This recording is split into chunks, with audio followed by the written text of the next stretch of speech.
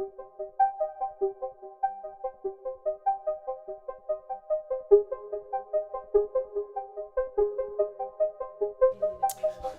right, guys. Welcome back to the channel. Today we're gonna discuss a very common extra tooth that happens in kids and how we deal with it. If you have children, this may happen to your kids. It's quite common, and let's jump right in. Transition. So I'll walk you through this. This is an 8-year-old that was sent to us by her pediatric dentist. When they took an x-ray, they noticed a tooth in between the two front teeth. It usually happens on top, in the maxilla, which is the top jaw. The picture's a little hazy, but I'll get you get to appreciate it. Here's the extra tooth. It is right there.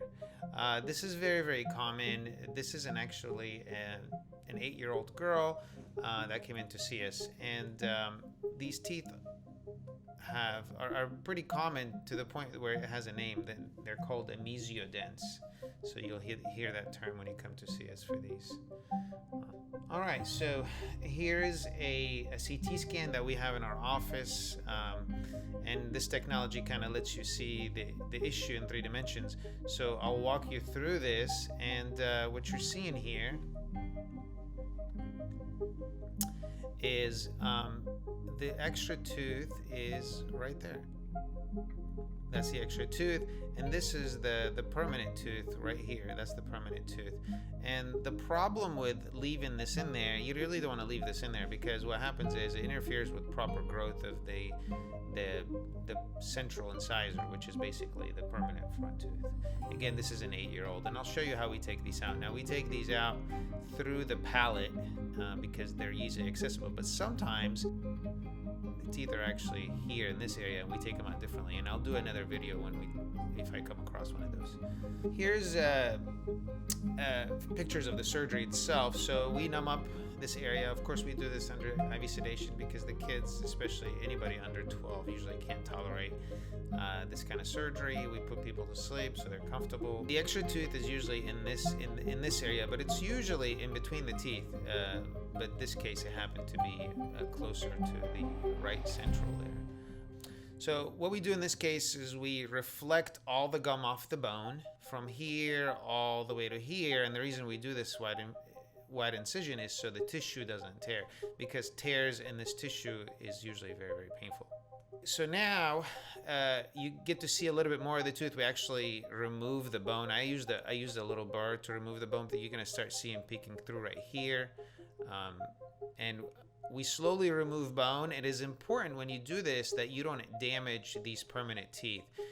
Somebody who's unskilled or hasn't done too many of these, that's the biggest issue and complication I see in my practice, where people have attempted these. Somebody who hasn't done too many, they end up damaging the permanent teeth, and that becomes an issue, for patients. And so you got to be careful. You got to make sure whoever's doing this has experience doing these. Another picture. Now the tooth is coming out. We actually, what you're seeing here is I'm using an instrument, something like this, to pop this tooth out, and this tooth pops out like right into here. So the tooth has come out, and what you're seeing here is actually the hole that's left behind from where the tooth was. And it was actually a pretty big tooth, and I'll show you what that looks like. But it's important, again, when somebody does these, is that we're very, very careful not to damage the permanent centrals here. These are called central incisors, because, this is an 8-year-old, and we're gonna try to keep these teeth forever. So it's very, very important we don't damage these. And here's the tooth. It looks like a little acorn. That's pretty common what these things look like. It's about 8 millimeters if you're curious.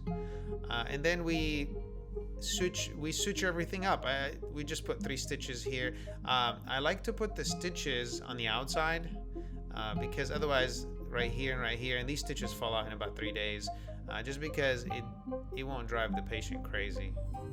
And again, here's another view. You'll see the stitches on the outside. They usually don't bother the tongue. Otherwise, people end up playing with them with their tongue and they come out loose. But these typically last 2 or 3 days. Patients have very little discomfort from this typically. We call in some pain medication, and rarely do we call in any antibiotics unless it's really, really invasive. And this is what this young lady looks like 3 weeks after surgery. You can't even tell that she had surgery, and the teeth are out. This should heal fine with no issues. Again, thanks for listening to this, and we will see you on the next episode. Bye-bye.